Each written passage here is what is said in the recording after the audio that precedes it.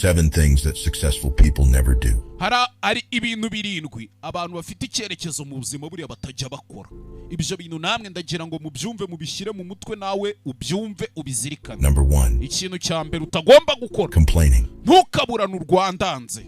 Complaining doesn't fix things. Kuko buriya kuburana n'ubundi ntago bikemura ibintu, ntago bikemura ikibazo. Instead, aho kugira ngo uburane, focus on finding solutions. Ahubwo jya uhanga amaso mu buryo wabonamo igisubizo cy'ikibazo wari ufite. Making things better. Kugira ngo ibintu bihinduke neza.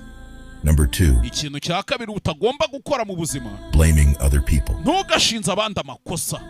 Take responsibility for everything in your life. Wakira inshingano za buri kimwe cyose kikubaho mu buzima bwawe. You learn and grow. Uko niko abantu twiga kandi tugakura. Even when things get tough. Kabone naho ibintu byaba bikomeye. 3. Ikintu cya gatatu utagomba gukora mu buzima bwawe.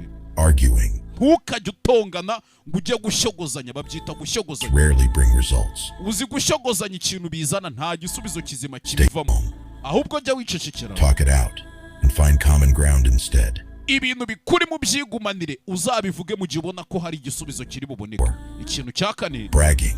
Ntukajye utera stories zitari ngombwa. Show off.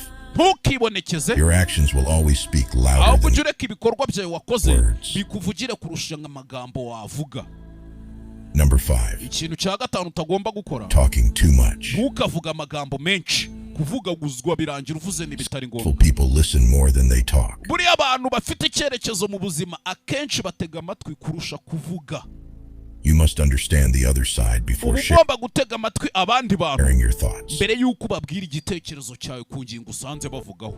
Number 6. Ikintu cya gatandatu utagomba gukora, judging. Gucira abantu imanza. Instead of judging, aho kugira ngo ucire umuntu urubanza, put yourself in other people's shoes. ujye ubanza wishyire mu mwanya we mbere yo kumucira urubanza, uvuga utari njye byari kugenda biti.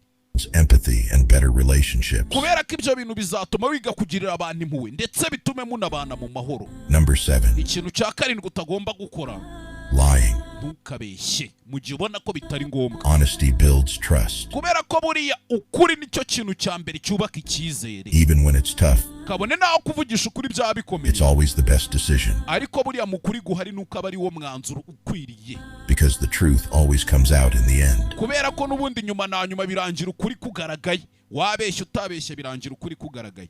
Ikintu usabwe rero nta kindi, kora shares, comment, follow na like.